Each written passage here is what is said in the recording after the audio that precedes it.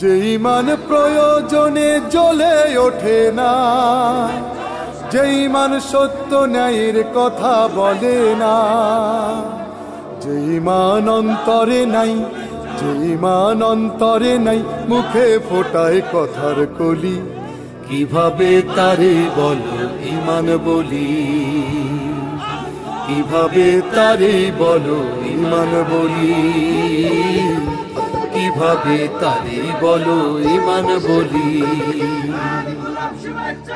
যে ইমান দিন কায়েমের আন্দোলনের ধার ধারে না, যে ইমান লেবাসধারী কোরআন হাদিস তাও পড়ে না, যে ইমান খাজার নামে মেজার গড়ে ফুলুস কামায়, যে ইমান শিরকিয়াতের আমল করে ভীত না হয়, যে ইমান বাস্তবে নাই, যে ইমান বাস্তবে নাই, কথার কিভাবে তারে ইমান বলি, কিভাবে তারে বলো ইমান বলি।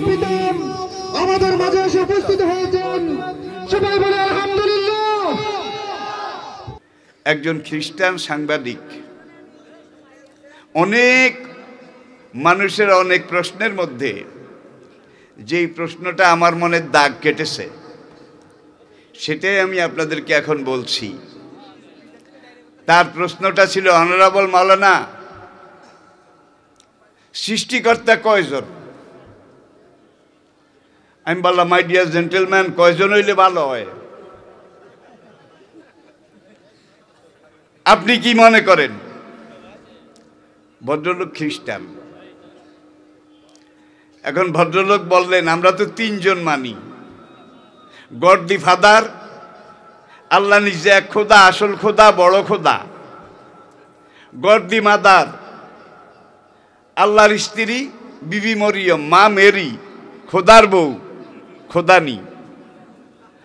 আর ওই খোদা আর মরিয়ম, এই দুইজনের মিলনে যে সন্তান হয়েছে, গড দ্য হোলি ঘোস্ট, পবিত্র পুত্র যিশু, যিশু খ্রিস্ট, এই তিনজনে মিলে এই বিশ্ব চরাচর এগুলো চালায়। ওকালাতিল ইয়াহুদ উযাইর ইবনুল্লাহ, ইহুদি জাতির বিশ্বাস হলো আল্লাহ নিজে এক খোদা, আর আল্লাহর বেটা উযাইর আরেক খোদা। এই দুই খোদা। আগেরটার নাম ত্রিত্ববাদ, পরেরটার নাম দ্বৈতবাদ। আবার দুনিয়াতে এমন মানুষ, এমন মতবাদ, মতাদর্শ আছে, প্রাচীন সত্য, ত্রেতা, দাপর, সত্য, ত্রেতা, দাপর, এই তিন যুগে তারা মেনেছিল স্রষ্টা একজন, সৃষ্টিকর্তা একজন। বেদ খুলে দেখেন, বেদ, সেখানে লেখা রয়েছে এক মেয়ে বা দ্বিতীয়াং ব্রহ্মা, সর্বং খলবিদং ব্রহ্মা, একো ব্রহ্মা দ্বিতীয় নাস্তি। সৃষ্টিকর্তা ব্রহ্মা এক, একক, তার কোনো শরিক নাই। ব্রহ্মা ছিলেন, আছেন, থাকবেন। দ্বিতীয় নাস্তি, একমাত্র সৃষ্টিকর্তা ব্রহ্মা ছাড়া আর সব কিছু ধ্বংস হয়ে যাবে, বিলীন হয়ে যাবে। এইভাবে প্রাচীন সেই মতবাদে তারা 2500 বছর এক ব্রহ্মার পূজা করেছিল। এক সৃষ্টিকর্তা জেনেছিল এবং মেনেছিল। হাজার হাজার বছর কাল আবর্তন বিবর্তনের পরে এখন ওই ব্রহ্মার মনে একটা দুর্বলতা দেখা দিল। ব্রহ্মাকে বড় একাকিত্বে পেয়ে বসলো। একা একা আর ভালো লাগে না, সুবিধা লাগে না। এখন সেই ব্রহ্মা সৃষ্টিকর্তা, তিনি চিন্তা করলেন, আমি আমার সৃষ্টির ভিতর দিয়ে বহুরূপে প্রকাশ পাইব। এই চিন্তা করে ব্রহ্মা তার শরীরের একটা অংশ থেকে ভগবতী, ব্রহ্মার স্ত্রী, তাকে সৃষ্টি করলেন। সৃষ্টি করে এই ভগবতীর সাথে জগৎ সৃষ্টির উদ্দেশ্যে, জগৎ কিন্তু এখনো নাই, এই হবে, হতে যাচ্ছে, জগৎ সৃষ্টির উদ্দেশ্যে ভগবতীর সাথে মিলন করলেন। ভগবতী গর্ভবতী হলো। ৬০০০ বছর ভগবতী গর্ভধারণ করতে থাকলো। ৬০০০ বছর, কারণ ছোট মোটো জিনিস না। এই পুরা জগৎ ব্রহ্মার মিলনে বীর্যে ভগবতী প্রসব করবে, জগৎ জন্ম নেবে। এরপরে ৩০০০ বছর ভগবতী প্রসব ব্যথা, এই প্রসব বেদনায় কষ্ট পেল।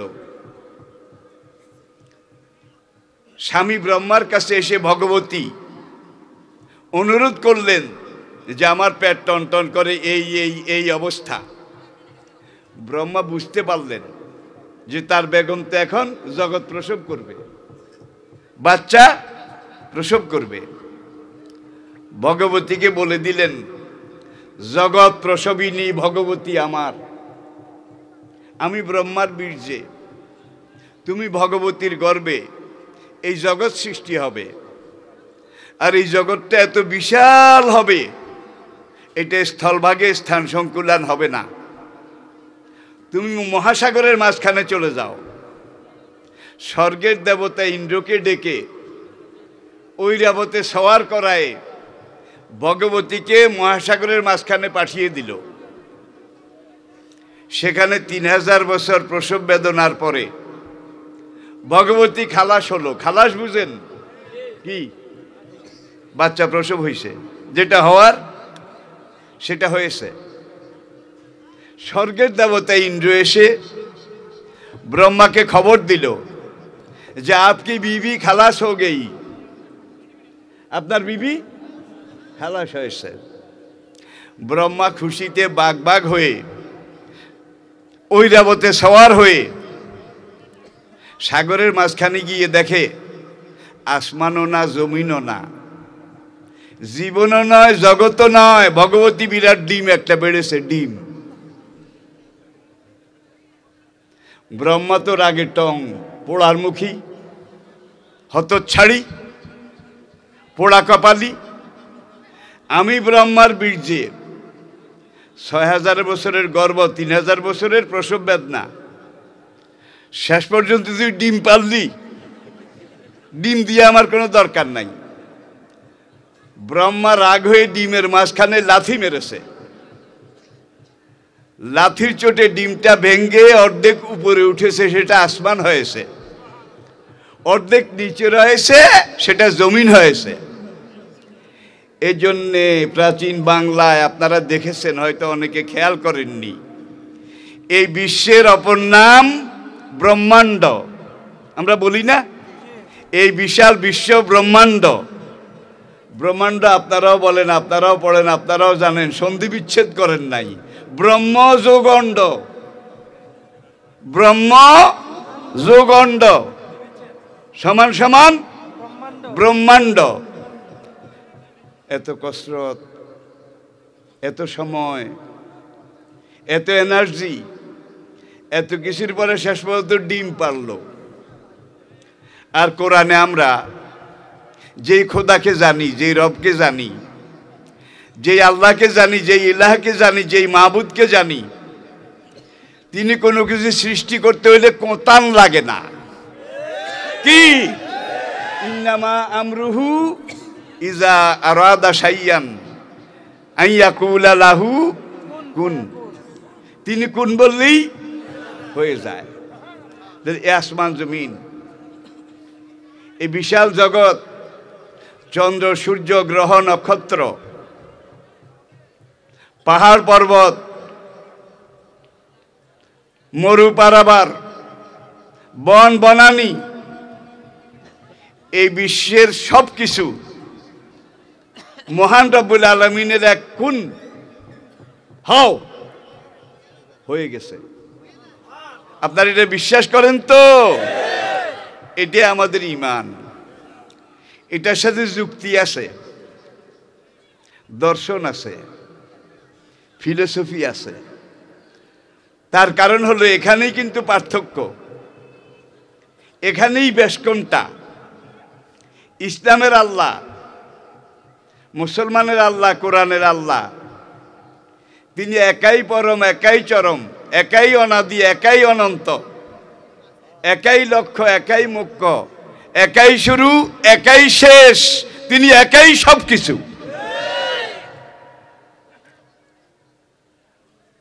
আবার কোন কোন মতাদর্শে তারা রিজিকের জন্যে এক দেবীর কাছে ধর্ণা দেয় বছরে অন্তত একবার।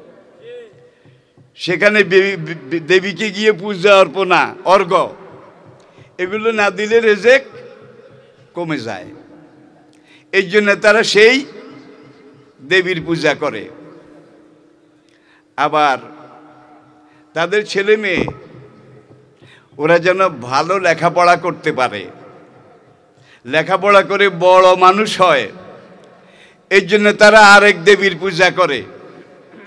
সেই দেবীর নাম সরস্বতী। কি? সরস্বতী। রিজিকের হলো একজন, বিদ্যার হলো আরেকজন। ছেলে মেয়ে যেন আলকাতরার রং নিকশ কালো না হয়, সুন্দর হয়, দুধে আলতার রঙে হয়। এই জন্য তারা কার্তিক দেবতার পূজা করে।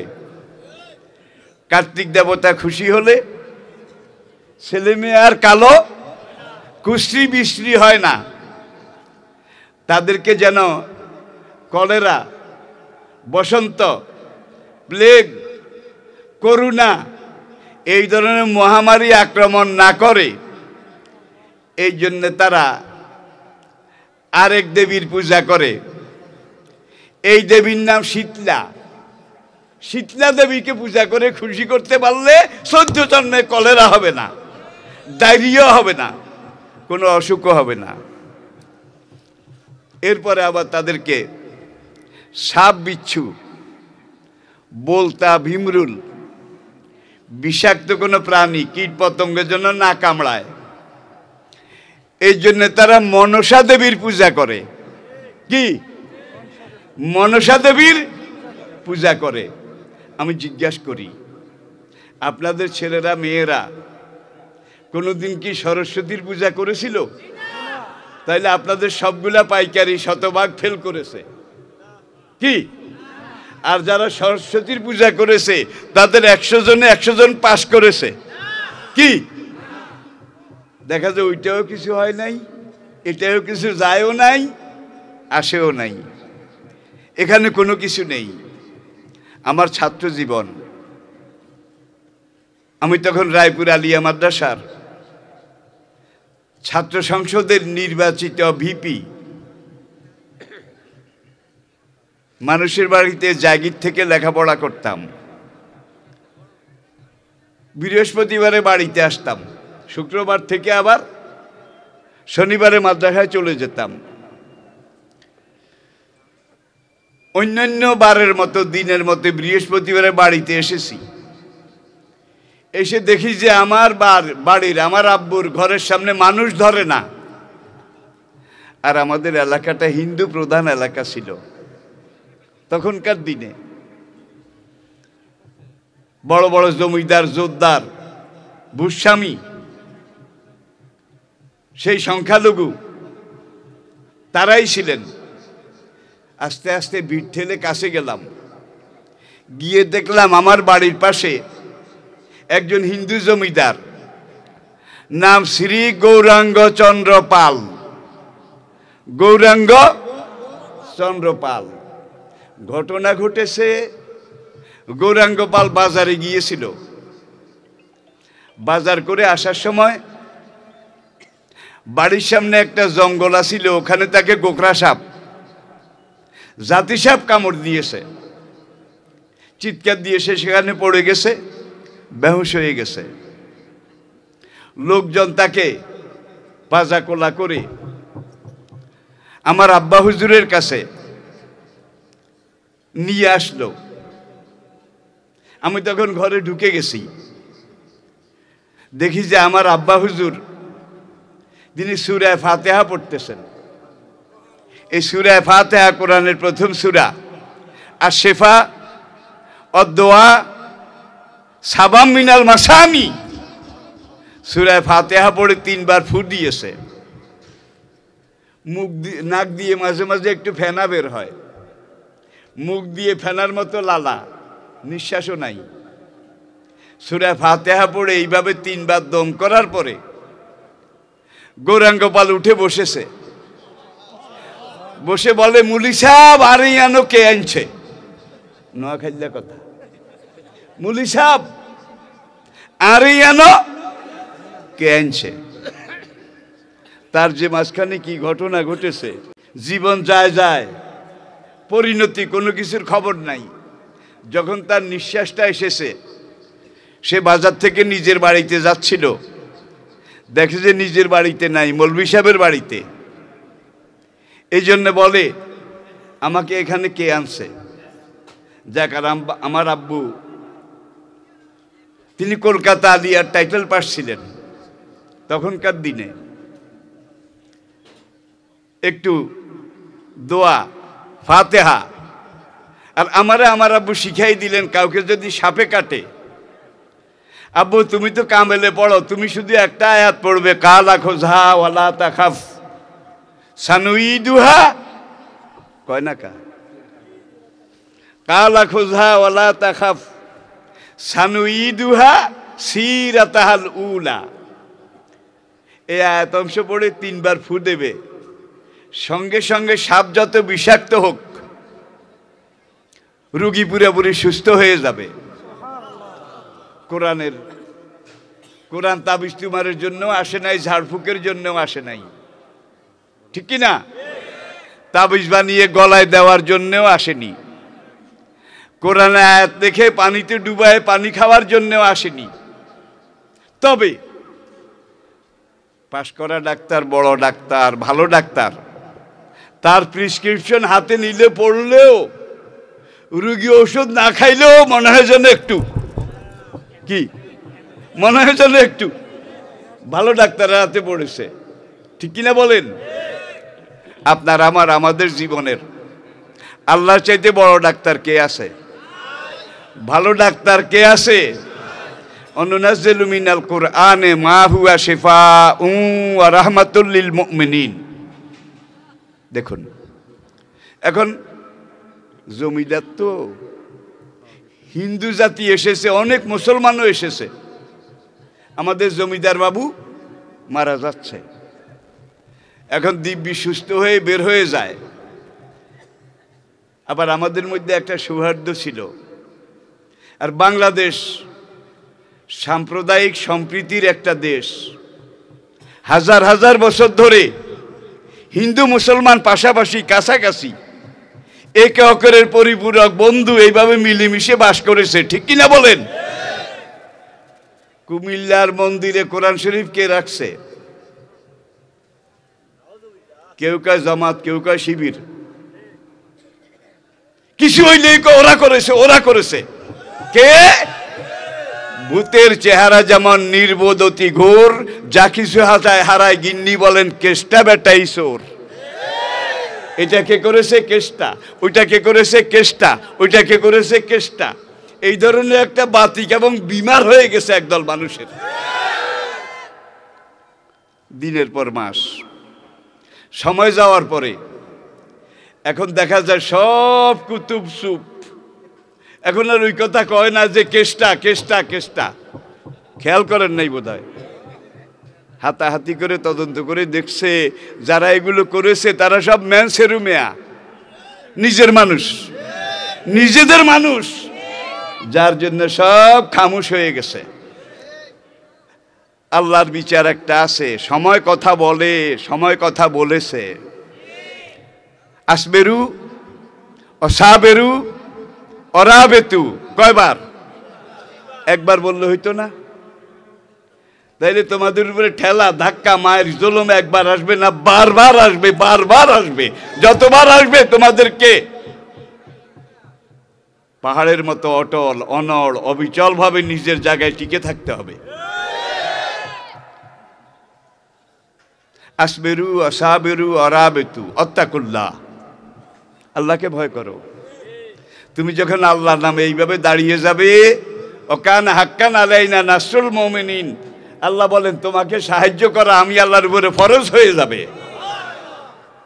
এখন কি আল্লাহর উপরে আমাদের সেই তাওয়াক্কুল আছে? নাই। বের হয়ে ঘর থেকে একটু সামনে গিয়ে গৌরাঙ্গ বাবু আবার ঘরে ফিরে আসছে। আমার আব্বু তখনও বসা, আমি সেখানে দাঁড়ানো। গৌরাঙ্গ বাবু এসে নোয়াখালীর ভাষা বলে, মুলি সাহেব আমি কি হেসাব করতাম হারিয়ুমনি, বুঝেছেন কিনা, পেশাব করতে পারবো কিনা? আব্বা বলেন যে পারবা না। দূরে বেটার কষ্ট হবে। ওদের শাস্ত্রে কোনোখানে দেখছে সাপে টাপে কাটলে পেশাব করলে সাপের বিষ বাড়ে। এখন আমাদেরকে আবার জ্যাঠা বলতো, জ্যাঠা।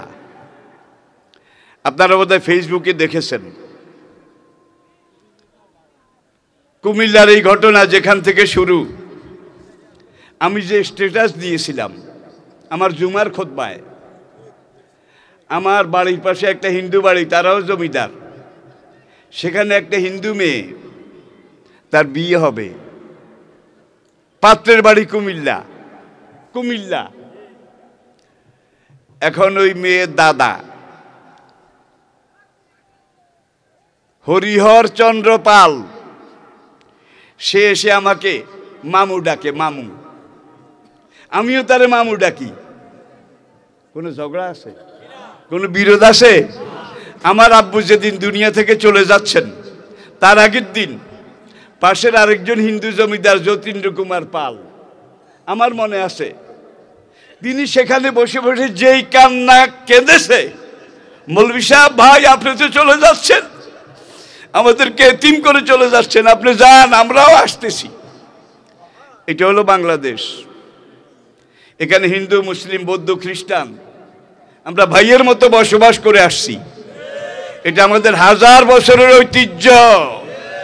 এখন যারা এগুলাকে নষ্ট করতে চাচ্ছে, তারা ইসলামের দুশমন, তারা বাংলাদেশের দুশমন, তারা জাতির দুশমন। তারা চায় এখানে এই ধরনের একটা সাম্প্রদায়িক গোলযোগ যদি লাগাতে পারে, এখানে আমাদের মোট জনসংখ্যা 17 কোটি প্লাস। পাশের দেশে কিন্তু মুসলমানের সংখ্যা 30 কোটিরও বেশি। এখন সেখানের ইন্ধন এখানে একটা গন্ডগোল লাগাই দাও, তাইলে আমরা আগে ভারতের মুসলমানগুলা শেষ করব। সেগুলা শেষ করার পরে যখন সময় আসবে তখন তোমাদেরকে ধরবো। আর আমরা কচ্ছপ খাই। কচ্ছপ এমন এক জিনিস যেটা কামড়াইয়া একবার ধরতে জানে, ধরলে কিন্তু ছাড়তে জানে না। আপনারা পরীক্ষা করেছেন কিনা জানি না। কচ্ছপ যদি কোনো জিনিস কামড়ায় ধরে, সে ধরতে জানে কিন্তু ছাড়তে, পিটাইতে মুগুর দিয়ে পাথর দিয়ে পিটাইতে কচ্ছপের উপরে হাড্ডি চাঁড়া সব চূর্ণ বিচূর্ণ করেছেন, ধুনিত বিধুনিত একাকার মেসাকার করেছেন, হালুয়া বানাই ফেলেছেন। খেয়াল করে দেখবেন কামড়টা ঠিক আছে, সেটা কিন্তু ছাড়ে নাই। তাইলে যেই জাতি যেই জন্তু খায়, সেই জাতির তবিয়ত খাসিয়ত, এটার মধ্যে সেই জন্তুর খাসিয়ত পয়দা হয়। তারা যেটা একবার ধরতে পেরেছে, কামড় দিয়েছে, এটাকে আরেকবার ছাড়ে নাই, এটা নজির নাই। তাহলে এখানে সাম্প্রদায়িক একটা গোলযোগ লাগালে আমাদের অসুবিধা হবে, তাদের সুবিধা হবে, ঠিক কিনা বলেন? তাহলে খেয়াল রাখতে হবে। এই ধরনের কাজ যারা করে, তারা শুধু মুসলমানের শত্রু নয়, ইসলামের শত্রু নয়, তারা হিন্দু, বৌদ্ধ, জৈন, খ্রিস্টান তাদেরও শত্রু, তারা বাংলাদেশের স্বাধীনতা, সার্বভৌমত্ব এইটারও দুশমন। মুসলমান কোনোদিন সাম্প্রদায়িক হতে পারে না। বলে জিরানে কালাইকা হাক্কুন, হাদিসটা আমি আবার বলছি, লে নফসে কালাইকা হাক্কুন, তোমার নফসের একটা হক তোমার উপরে আছে। বলে জাওজা থেকে আলাইকা হাক্কুন, তোমার স্ত্রীর একটা হক তোমার উপরে আছে। বলে আওলাদেকা আলাইকা হাক্কুন, তোমার ছেলে মেয়ে সন্তান সন্ততির একটা হক তোমার উপরে আছে। বলে জিরানেকা আলাইকা হাক্কুন, তোমার পূর্ব পশ্চিম উত্তর দক্ষিণে যারা প্রতিবেশী, সেই প্রতিবেশী যেই জাতের, যেই গোত্রের, যেই ধর্মের, যেই সম্প্রদায়ের হোক, তাদের একটা হক তোমার উপরে আছে। এখানে নবী এটা বলেন নাই যারা মুসলমান প্রতিবেশী তাদের হক মুসলমানের উপরে আছে। মুসলমানের উপরে সবার হক আছে। মুসলমানের আছে, হিন্দুর আছে, বৌদ্ধের আছে, জৈনের আছে, খ্রিস্টানের আছে, ঠিক কিনা বলেন? প্রতিবেশী প্রতিবেশী, এটা তার সবচেয়ে বড় পরিচয়। মুসলমান পুঁটি মাছের মন নিয়ে চলে না। পুঁটি মাছের মন নিয়ে বড় কোনো কাজ করা যায় না। ছোট মন নিয়ে বড় দেশ চালানো যায় না। বড় দেশ চালাতে হলে এত বড় একটা কলিজা থাকা লাগে, ঠিক না ভাই? ঠিক। আমাদের নবী অর্ধেক পৃথিবীর বাদশা ছিলেন, অর্ধেক পৃথিবীর বাদশা ছিলেন। ১৫০০ বছর চলে গেছে। দেখেন এই ১৫০০ বছরে পদ্মা, মেঘনা, যমুনা, কর্ণফুলী, গোমতী, এই সকল নদীতে কত লক্ষ লক্ষ কোটি কোটি কিউসেক পানি গড়িয়ে গিয়েছে। একবার ভাঙ্গে, আবার গড়ে, আবার চর পড়ে, আবার ভেঙ্গে বিলীন হয়ে যায়। ১৫০০ বছর চলে গেছে, কিন্তু ইসলাম যেইভাবে এসেছে এখনো সেইভাবে আছে। ইসলামের কোনো ঘাটতি হয় নাই, ঘাটতি আমাদের হয়েছে। এটা আমাদের পোড়া কপাল, আমাদের নিজেদের নসিবের দোষ। মুসলমান যতদিন মুসলমান ছিল, নামাজি ছিল, রোজাদার ছিল, দিনদার ছিল, আল্লাহর প্রভুত্ব এটা, আল্লাহর কর্তৃত্ব মেনেছে, নবীর নেতৃত্ব এটা মেনেছে, ততদিন মুসলমান জাতি দুনিয়ার সবার উপরে ছিল। খ্রিস্টীয় ৭ম শতাব্দী থেকে শুরু করে ১২০০ শতাব্দী পর্যন্ত দুনিয়ার ইতিহাস দেখেন। আজকাল তো কত মানুষ কত রকমের ডিগ্রি নেয়। যে যেই বিষয়ের উপরে এক্সপার্ট হতে চায় সে সেই বিষয়ের উপরে ডিগ্রি নেয়। আবার দেখেন যারা ইঞ্জিনিয়ার হইতে চায় তাদেরকে কিন্তু ইঞ্জিনিয়ারিং কলেজে যাওয়া লাগে। যারা ডাক্তার হতে চায় মেডিকেল কলেজে যাওয়া লাগে, ঠিক কিনা বলেন? যারা পণ্ডিত হতে চায় তাদের আর্টস ফ্যাকাল্টি এখানে যাওয়া লাগে। এখন আপনি মেডিকেল কলেজে পড়ে ইঞ্জিনিয়ার হইতে পারবেন না, কি পলিটেকনিক্যাল কলেজে পড়ে আপনি ডাক্তার হতে পারবেন না। বাবুই পাখি মুরব্বীরা দেখেছে, এখন তো নাই, বাবুই পাখিও নাই, শকুনও নাই, কিছুই নাই। বাবুই পাখির বাসা দেখেছেন? আমি বলে থাকি ৩০০ মাইল গতিতে সাইক্লোন, ঘূর্ণিঝড় বিল্ডিং উড়াই নিয়ে যায়, সবকিছু চূর্ণ বিচূর্ণ, ধুনিত বিধুনিত, একাকার মেচাকার শেষ করে দেয়, কিন্তু বাবুই পাখির বাসা তাল গাছে লটকে থাকে। এটা ৪০০ মাইল স্পিডের তুফানেও ওরা কোন টেকনিক্যাল কলেজে পড়েছে, কোন ইঞ্জিনিয়ারিং কলেজে পড়েছে বলেন? পড়ে নাই, ঠিক কিনা?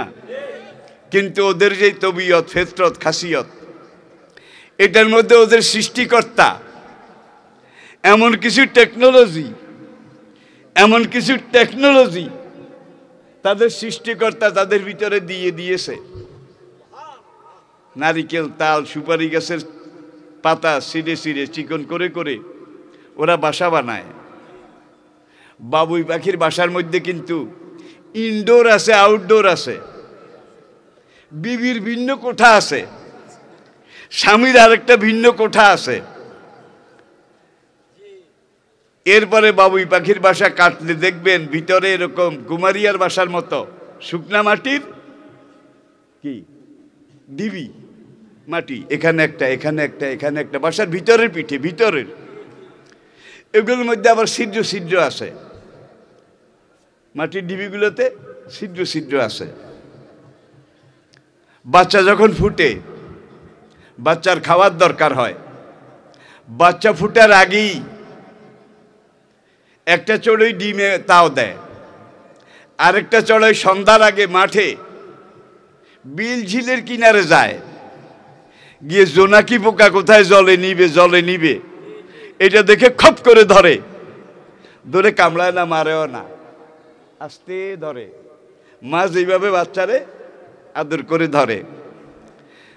বাসার দিকে ফিরে আসার সময় সে আগে দেখে কোথায় কাকড়ার মাটি আছে, লাসা মাটি। আগে যেই বাসাটা সে গত কয়েকদিনে বানিয়েছে, এখানে কতগুলো ছিদ্র আছে, ঝাঁঝরার মতো। ছিদ্রগুলো এত ছোট যেন জোনাকি পোকা বের হয়ে যেতে না পারে। মাঝখানের একটা ছিদ্র একটু বড় রাখে। জোনাকি পোকা যেদিন ধরতে পারে সেদিন ঠোঁটে করে এনে ওই বড় ছিদ্রটা দিয়ে জোনাকি পোকা ওই মাটির বিল্ডিংটার ভিতরে ঢুকাই দেয়। ঢুকাই দিয়ে বড় ছিদ্রটাকে পায়ে করে যে ওই পোকার মাটি, কাকড়ার মাটি, এইটা ওই বড় ছিদ্রের মধ্যে দিয়ে বড় ছিদ্রটার বড় মুখ ছোট করে ফেলে, যাতে জোনাকি পোক বাইর হয়ে যেতে না পারে। এক একটা বাবুই পাখির ভিতরে 6টা থেকে শুরু করে 23টা পর্যন্ত মাটির ডিবি এইভাবে পরীক্ষা পাওয়া গেছে। জোনাকি পোকার আলো কিন্তু বিদ্যুতের আলোর চাইতেও অনেক বেশি। জোনাকি পোকার এই কুড়ে ঘরের মধ্যে কোনোদিন লোডশেডিং হয় না, লোডশেডিং। কারণ জোনাকি এমন এক জিনিস, 3টা নিবলে 6টা জ্বলে, 6টা নিবলে 4টা জ্বলে, সবগুলো একত্রে জ্বলেও না, নিবেও না। এই প্রযুক্তি ওদেরকে কে শিখিয়েছে? একবার চিন্তা করলে, হাঁসের বাচ্চা ডিম থেকে বের হয়েছে, এইমাত্র বের হয়েছে, এই বাচ্চাটাকে আপনি নিয়ে দিঘির মাঝখানে ছেড়ে দেন, সে ডুবে মরে যাবে। কারণ তার জীবন প্রণালী সেখানে, পানির মধ্যেই তাকে বসবাস করতে হবে। যার জন্য তার মালিক তাকে ডিমের ভিতর থেকে আসার আগে প্রথমে সাঁতারটা শিখিয়ে দিয়েছে। ঠিক কিনা বলেন? ছাগলের বাচ্চা, গরুর বাচ্চা এই মাত্র মায়ের পেট থেকে পড়েছে, পড়ার পরে সে গায়ের লালা টালা এগুলো যখন একটু কমেছে, সে আস্তে মাথা তুলে মায়ের 2 পায়ের মাঝখানে এইভাবে গুতায়। খাওয়া জিনিস কোনটা কি? কিন্তু মানুষের বাচ্চা তাকে মাসের পরের মাস কোলে নিয়ে এইভাবে মুখের ভিতরে ঢুকাইয়া দিলেও চষতে জানে না। ঠিক কিনা বলেন? তাহলে এগুলাকে বলা হয় কানুনে ফিতরত, ল অব নেচার। পশু পক্ষী, কীট পতঙ্গ সব কিছুর মধ্যে আল্লাহ রাব্বুল আলামিন আলাদা আলাদা ল অব নেচার।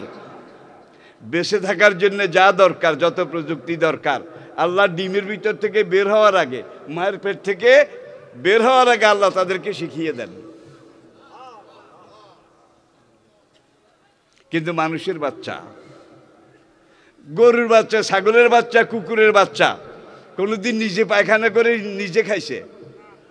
খাইলে কন?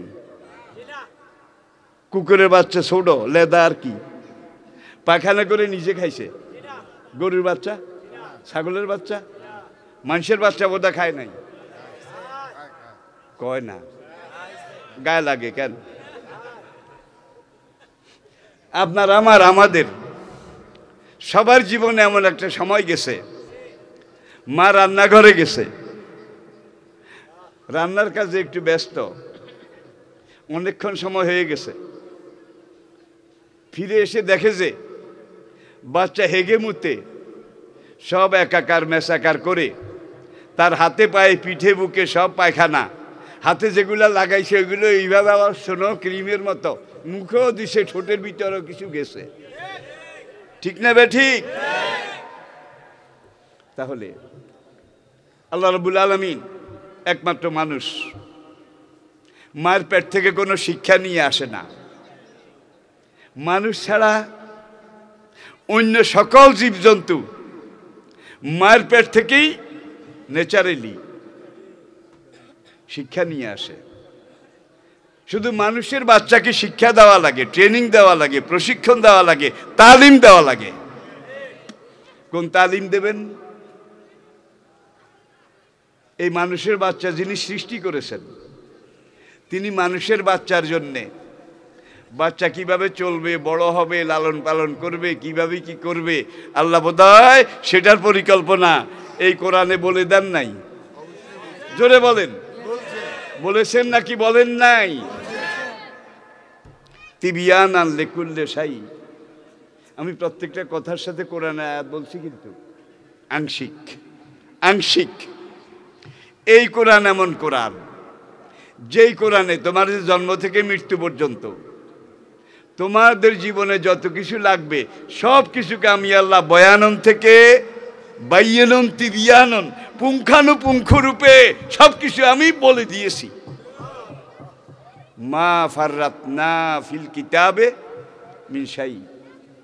এই কোরআন এমন কোরআন, যেই কোরআনে মানুষের জন্ম থেকে মৃত্যু পর্যন্ত যা কিছু যত কিছু যেখানে যেভাবে লাগে সব কিছু আমি আল্লাহ রাব্বুল আলামিন বলে দিয়েছি। বলেন, জাহিলি আরব,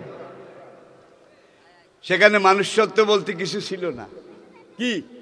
কোরআন আসার আগে, নবী আসার আগে চুরি করত, ডাকাতি করত, খুন খারাপি করত, মদ খেত, নেশা খেত, জুয়া খেলত, ভাগ্য পরীক্ষা করত, দুর্বল মানুষের গলায় রশি লাগিয়ে গরু ছাগলের মতো টেনে নিয়ে গোলাম বানিয়ে হাটে বাজারে মানুষ বিক্রি করত। নেশা বলেন, যত রকমের অকর্ম সব ছিল, সেখানে কোরআন আসলো। সাহাবায়ে কেরাম তারা কোন ইউনিভার্সিটিতে পড়েছেন বলেন? কি? সাহাবায়ে কেরাম তারা কোন বিশ্ববিদ্যালয়ে পড়েছেন? তখন পড়ার মতো, শেখার মতো কোনো বিশ্ববিদ্যালয় আরব তো দূরের কথা, দুনিয়ার কোনো দেশে কোনো জনপদে ছিল না। লেখাপড়ার, বিদ্যা শিক্ষার ধারাবাহিক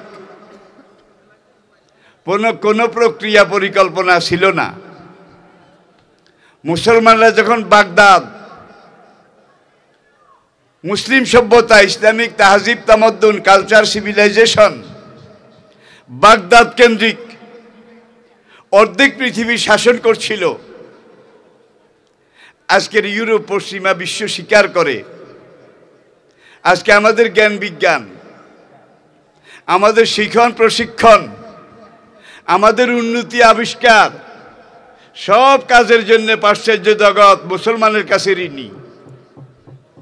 আমরা মুসলমানের কাছে শিখেছি। আজকেও দুনিয়া স্বীকার করে পদার্থবিজ্ঞানের জনক, ফাদার অব দা পদার্থবিজ্ঞানের জনক জাবের ইবনে হাইয়ান, যাকে আমরা আল জাবের নামে চিনি। চিকিৎসা বিজ্ঞানের জনক মোহাম্মদ বিন জাকারিয়া আল রাজি। মোহাম্মদ বিন জাকারিয়া আল রাজি আজও পশ্চিমী দুনিয়া স্বীকার করে প্রথম মগজের টিউমার, মাথার টিউমার এই দুনিয়ার বুকে প্রথম অপারেশন করেছিলেন যিনি, তিনি একজন মুসলমান সিভিল সার্জন। তার নাম ছিল ইবনে সিনা। ইবনে সিনা। আমি সবগুলা বলতে পারবো না, গাইডলাইনে যা বলেছি। আজকে দুনিয়া যত দিকে এগিয়েছে প্রত্যেকটার গোড়ায় মুসলমান। বুশ যখন হুঁশ হারিয়ে সালের শুরুর দিকে বাগদাদ আক্রমণ করলো। হারুনুর রশিদের বাগদাদ, মামুনের বাগদাদ, মুসলমানদের রক্তে মাখা বাগদাদ, বাগদাদের সায়েন্স ল্যাবরেটরি, বাগদাদের কস্টে আবিয়াজ। কস্টে আবিয়াজ অর্থ কি? White house. কস্টে আবিয়াজের ইংরেজি কি? White house. এখন তারা হোয়াইট হাউস বানাইছে, বোধহয় নতুন। কি? বাগদাদের দারুল হিকমা সায়েন্স ল্যাবরেটরি, এনসাইক্লোপিডিয়া ব্রিটানিকায় লেখা আছে আব্দুর রহমান দাখেল, ওলামায়ে কেরাম বুঝতেছেন ভালো, আব্দুর রহমান দাখেল তিনি যখন বাগদাদ থেকে ভূমধ্যসাগর পার হয়ে ইউরোপের স্পেনে গিয়ে আশ্রয় গ্রহণ করেছিলেন, স্পেনে এই একজন ব্যক্তি আব্দুর রহমান সেখানে মুসলিম রাজত্ব কায়েম করেছিলেন। Cordoba, Granada, আলহামরা। মুসলমান ইউরোপে গিয়ে দেখলো ইউরোপে কোনোখানে একটা গোসলখানাও নাই, একটা পায়খানাও নাই, একটা ল্যাট্রিনও নাই, একটা প্রাইমারি স্কুলও নাই।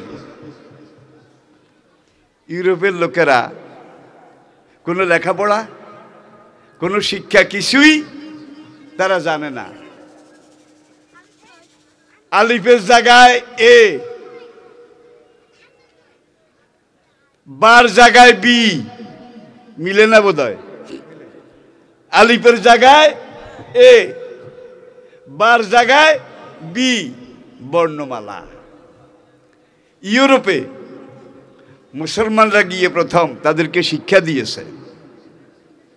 মুসলমান ইউরোপে গিয়ে দেখলো ইউরোপের লোকেরা 1 থেকে 9 পর্যন্ত গণনা করতে পারে, তারপরে আর পারে না।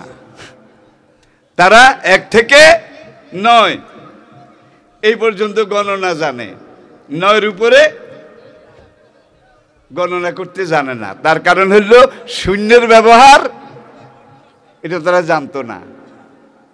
মুসলমান ইউরোপে গিয়ে আলিফ বা তা Sajim A B C D এগুলার পাশে পাশে 1 2 3 4 9 গিয়ে ওরা আটকে গেছে।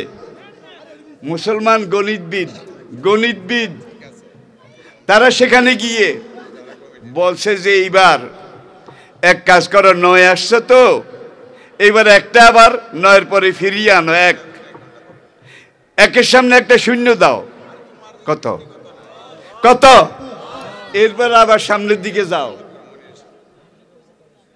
1 1 11, 1 2 12, 1 3 13, 19-এ গেলে 2টা আবার আনো, 2 এনে 2-এর সামনে একটা শূন্য দাও। কথায় কথায় এসে গেল। আমাকে জাপানের সর্বদক্ষিণে যে শহরটা প্রশান্ত মহাসাগরের পাড়ে, ওসাকা, তথ্য প্রযুক্তিতে জাপান বর্তমান বিশ্বের সবার নিচে। লোহা 1 তোলাও নাই, জাপানিগো লোহা 1 তোলাও নাই, তেল 1 ফোঁটাও নাই, গ্যাস জ্বালানি 1 ফোঁটাও নাই।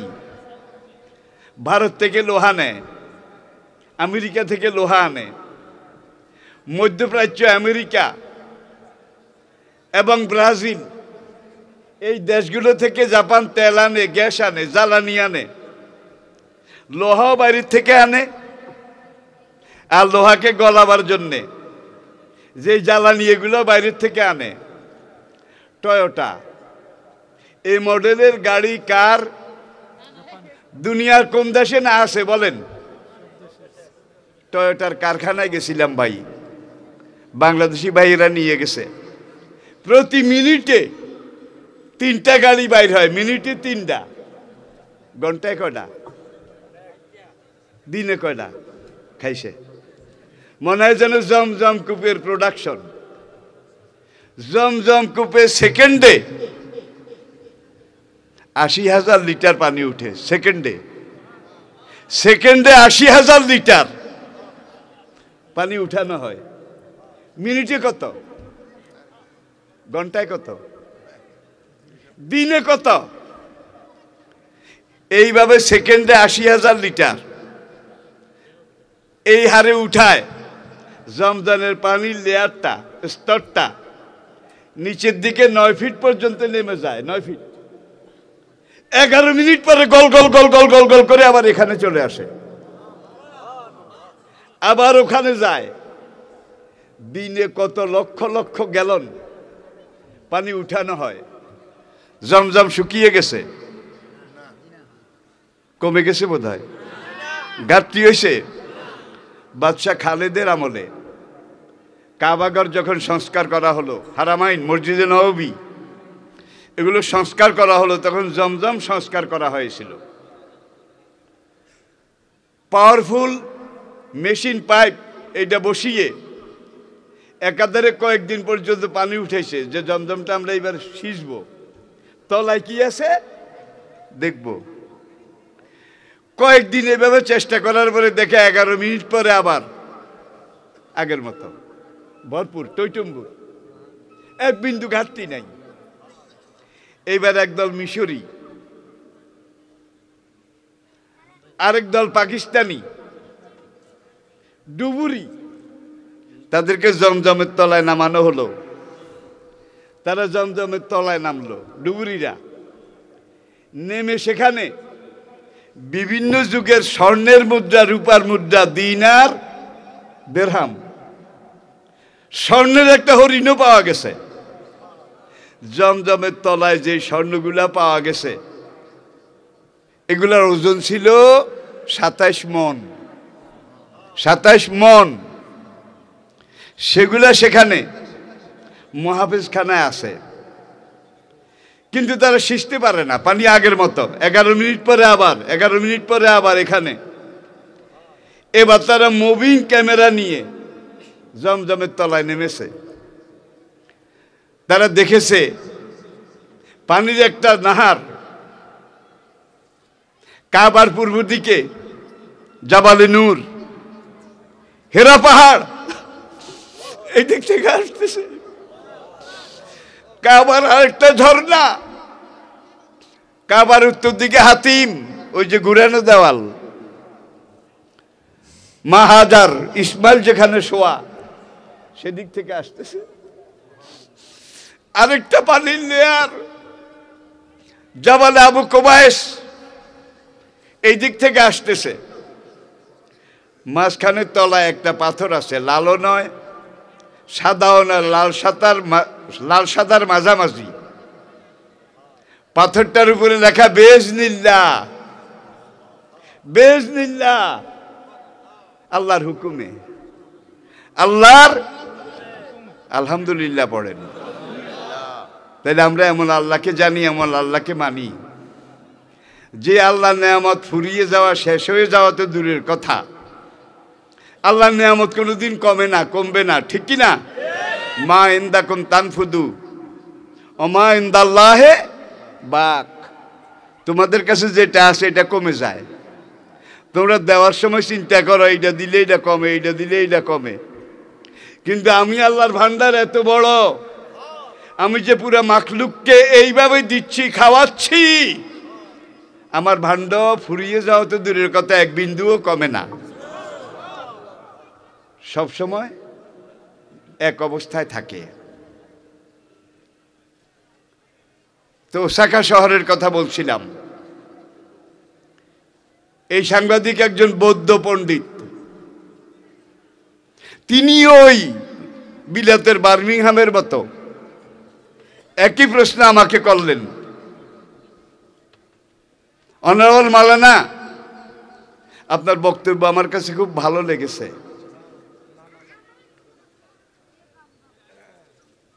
এবং আমার জীবনে একটা প্রশ্ন, এই পর্যন্ত জাপানে যত বড় বড় ইসলামিক স্কলার এসেছেন, আমি সবাইকে প্রশ্নটা করেছি, তারাও জবাব দিয়েছেন, কিন্তু আই এম নট প্লিজড। তাদের জবাবে আমি সন্তুষ্ট হতে পারিনি। আমি বললাম, মাই ডিয়ার জেন্টেলম্যান, আপনার প্রশ্নটা করুন। প্রশ্নটা কিন্তু খুব দামি। ভদ্রলোক বলে, অনারেবল মাওলানা, বর্তমান বিশ্বে মুসলমানের সংখ্যা 200 কোটি। কত? মনে রাখবেন, 200 কোটি। খ্রিস্টানের সংখ্যা 350 কোটি। ইহুদির সংখ্যা 2 কোটির কাছাকাছি, 2 কোটি। কোথায় 200 কোটি আর কোথায় 2 কোটি? আলহামদুলিল্লাহ, আরো ভালো খবর আছে। গেল সপ্তাহে আন্তর্জাতিক ইসলামিক ম্যাগাজিন, সেখানে একটা পরিসংখ্যান এসেছে। এখন 2021, খ্রিস্টানের সংখ্যা 3.5 কোটি, মুসলমান 350 কোটি, মুসলমান 200 কোটি। আগামী 2050-এ মুসলমানের সংখ্যা 350 কোটি হয়ে যাবে। আগামী 2070-এ মুসলমানের সংখ্যা খ্রিস্টানের চাইতে প্রায় 100 গুণ বেশি হয়ে যাবে। যার জন্য সারা দুনিয়ার কাফের বেঈমান হিন্দু খ্রিস্টান বৌদ্ধ এক হয়েছে, খতম করো খতম করো। মুসলমান খতম করার ব্যাপারে তারা সব এক, ঠিক কি না? তাদের সাথে আবার মুসলমান দেশগুলার মুনাফিক, তারাও ওদের সাথে এক। মুসলমান খতম করো, ধরো ধরো নাস্তা করো, এমন স্লোগান বোধহয় নাই। জোরে বলেন, আছে তো? আচ্ছা, তাহলে যত খতম করে, যত চেষ্টা করে, সত্যি কথা যেটা, মুসলিম দেশগুলোতে আজকে মুসলমানদেরকে মারা হচ্ছে কম বেশি। খ্রিস্টান দেশে, চীনের উইগর, কাশগর, জিংজিয়াং, এইসব জায়গায় পাইকারি হারে লক্ষ লক্ষ মুসলমানের শিশু, এদেরকে হত্যা করা হচ্ছে। এইভাবে হত্যা করে বছরের শেষে যখন আদমশুমারি করার পরে দেখে এই বছরেও মুসলমানের সংখ্যা বাড়ছে। রাশিয়ার প্রেসিডেন্ট পুতিন যেখানে 70 বছর কোরআন বেআইনি ছিল, ইসলাম বেআইনি ছিল, পুতিন এই যে 1 বছর আগে নির্বাচনে যখন আবার নির্বাচিত হলো, জাতির উদ্দেশ্যে যেই ভাষণ বক্তৃতা দিয়েছিল, সেখানে পুতিন এই কথাটা বলেছেন যে মুসলমানের সংখ্যা আমার রাশিয়ায় যেইভাবে বাড়তেছে, এইভাবে যদি বাড়ে, আগামী 50 বছরে রাশিয়া মুসলিম মেজরিটি হয়ে যাবে, এটাকে কেউ ঠেকাতে পারবে না। রাশিয়াতে খতম করে, চীনে খতম করে, পশ্চিমী দুনিয়া খতম করে, মুসলিম দেশগুলোতেও খতম করে, নাকি করে না? সত্যিকার মুসলমানের কথা বলছি। আবার একরকম মুসলমান আছে, লা ইলাহা ইল্লাল্লাহ ওয়া লা ইলাহা ইল্লাল্লাহ, ঠিক কি না বলেন? এদের সাথেও আছে, ওদের সাথেও আছে। এদেরকে আপনারা চিনেন। কোরআনের 3টা সূরা, বিশেষ করে একটা সূরায়ে মুমিনুন, কাদ আফলাহাল মুমিনুন, আরেকটা সূরায়ে কাফিরুন, কুল ইয়া আইয়ুহাল, আরেকটা সূরায়ে মুনাফিকুন, ইজা জাকাল মুনাফিকুনা কালু নাশহাদু ইন্নাকা লা রাসূলুল্লাহ। 3টা সূরা, মুমিনুন, কাফিরুন, মুনাফিকুন। কারণটা কি? আজকে দুনিয়াতে যে 800 কোটি মানুষ আছে, 800 কোটি, হয় মুমিনুন, নয় কাফিরুন, নয় মুনাফিকুন। এই 3 জনের বাইরে কিন্তু একজন মানুষও নাই। আপনাদের অসুবিধা হয়? আলোচনা কঠিন হচ্ছে নাকি ভাই? আচ্ছা, আসুন।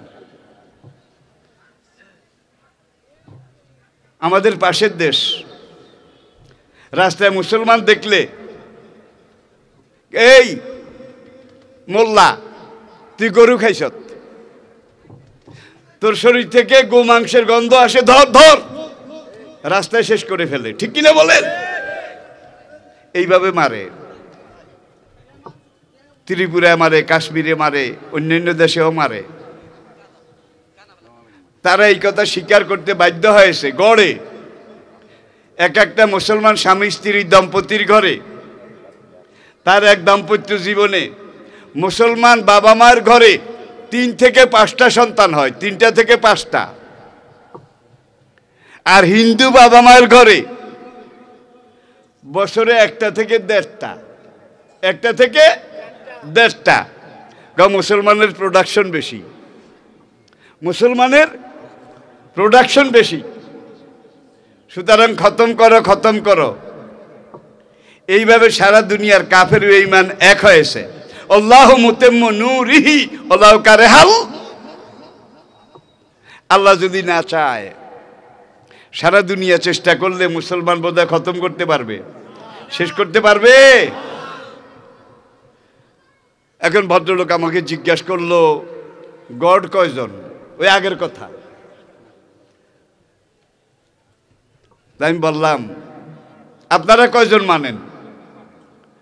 আমাদের তো এটা ঠিক নাই, তবে বুদ্ধ, তথাগত বুদ্ধ, বুদ্ধং শরণং গচ্ছামি, সংঘং শরণং গচ্ছামি, ধম্মং শরণং গচ্ছামি। এটা হচ্ছে আমাদের ধর্মীয় মূল মন্ত্র। বুদ্ধ আমাদের সব, বুদ্ধ আমাদের জীবনের সব কিছুর কেন্দ্রবিন্দু। আমি বললাম, বুদ্ধ কি মানুষ নাকি দেবতা? ছিল মানুষ, হয়ে গেছে দেবতা। ছিল মানুষ, হয়ে গেছে। আমি বললাম, তবে দেবতা হোক, তার চেয়ে বড় কিছু হোক, গোড়ায় তো মানুষ, ঠিক কিনা বলেন?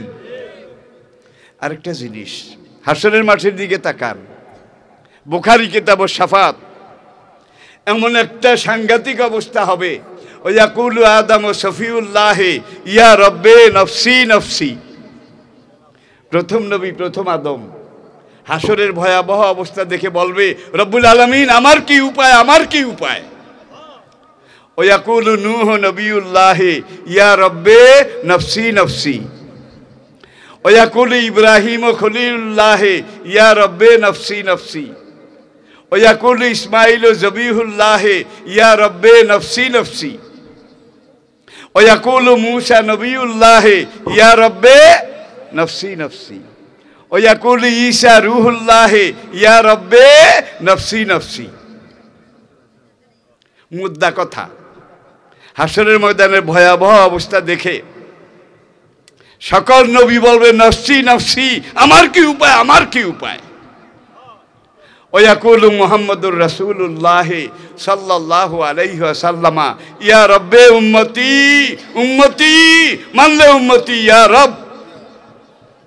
সব নবী বলবেন নফসি নফসি, আমাদের নবী বলবেন, তাও কোন জায়গায় গিয়ে, আসা ইয়াবাসাকা রাব্বুকা মাকামাম, আর সে আজিমের নিচে, খোদাই সিংহাসনের নিচে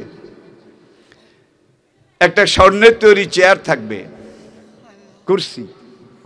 আল্লাহ কোরআনে এইটার নাম দিয়েছে প্রশংসিত স্থান, মাকামে আসা ইয়াবাসাকা রাব্বুকা মাকামাম। এই চেয়ারের বৈশিষ্ট্য হলো, এই চেয়ারে বসে আপনার নবী, আমার নবী, আমাদের নবী আল্লাহর কাছে যা চাবেন, নবীকে খুশি করার জন্য আল্লাহ তা দেবেন। এই চেয়ার শাফায়াতের কুরসি, এটার বৈশিষ্ট্য হবে এই চেয়ারে বসে নবী আল্লাহকে যা করতে বলবেন, নবীকে খুশি করার জন্য আল্লাহ তা করবেন। সাংঘাতিক কথা। কিন্তু ইব্রাহিম আগুনে ঝাঁপ দিছে আল্লাহকে খুশি করার জন্য, নাকি? ইসমাইলকে জবাই করেছে আল্লাহকে খুশি করার জন্যে। মূসা সাগরে ঝাঁপ দিয়েছে আল্লাহকে খুশি করার জন্যে। আইয়ুব 18 বছর কঠিন বিমারে যখন জর্জরিত, ক্ষত বিক্ষত, আল্লাহকে খুশি করার জন্যে, ঠিক কিনা বলেন? সব নবী করেছেন আল্লাহকে খুশি করার জন্যে। আর আমাদের নবীর ব্যাপারে শাফায়াতের কুরসিতে বসে একজন মাত্র নবী, তিনি সেজদায় পড়ে বলবেন, ইয়া রব্বে উম্মতি উম্মতি, মানলে উম্মতি ইয়া রব। ওগো রব্বুল আলামিন, আমার উম্মতের কি উপায়, আমার উম্মতের কি উপায়। আদম থেকে ঈসা পর্যন্ত সব নবী নফসি নফসি নফসি নফসি। আবার গ্রাম বাংলায় কিছু পীর বুজুর্গ আছে, কাম উল্টা সিধাও করে। হাসরের মাঠে মুরিদ যখন বিপদে পড়ে যাবে, আমাকে বড় হুজুর জাহাজ নিয়ে আসবে, এমন কথা বোধহয় মার্কেটে নাই, আছে না নাই? জোরে বলেন। নবীরা যেখানে নাফসি নাফসি নফসি নফসি, সেখানে পীরেরা বলবে মুরিদি মুরিদি। কি নোয়াখাইলারা কাহে তাকে নিজের হন সিরা যায়, আবার আরেকলাই কইব। তাহলে নবীরা যেখানে নফসি নফসি, সেখানে কোনো পীর, কোনো বুজুর্গ, কোনো বড় পীর কিছু বলার উপায় আছে? হাসরের কঠিন আদালতে শুধু একজনে কথা বলবে, একজন। কে? আসা ইয়া বাসাকা রাব্বুকা মাকামাম। নবী যখন উম্মতি উম্মতি বলে কানবেন, মানুষ আদমের কাছে যাবে, নূহের কাছে যাবে, ইব্রাহিম ইসমাইলের কাছে যাবে এবং গিয়ে বলবে আপনি আমাদের নেতা, আপনি বাবা একম বাবা ইব্রাহিম ফাসফেলানা রাব্বানা, আপনি আমাদের জন্য আল্লাহর কাছে একটু বলেন। আদম থেকে ঈসা পর্যন্ত সবাই বলবে লাস্ত আনা বেআহলিহি, বাবা তোমাদের জন্য বলার আমার কোনো উপায় নাই, আমি নিজেরে নিয়ে আজকে ব্যস্ত, নফসি নফসি, আমার কি উপায় হবে? নবীরা যেখানে নফসি নফসি, সেখানে ল্যাংটা পীর আছে, গাঁজা পীর আছে, সালা পীর আছে, সালু পীর বোধহয় নাই, এমন পীরও আছে সেই স্বদেশী আন্দোলনের সময় বাজারে যত ডিজাইনের সিটের কাপড়, প্রত্যেক ডিজাইন থেকে এক টুকরা রাখছে। এক বস্তা হওয়ার পরে এগুলারে সিলাইয়া সিলাইয়া জামা একটা বানাইছে, পায়জামা বানাইছে, টুপিও বানাইছে। হযরত ওমরের জামার মধ্যে ছিল 7 তালি, আর আমার পিসাব কেবলার জামার মধ্যে 7747 তালি।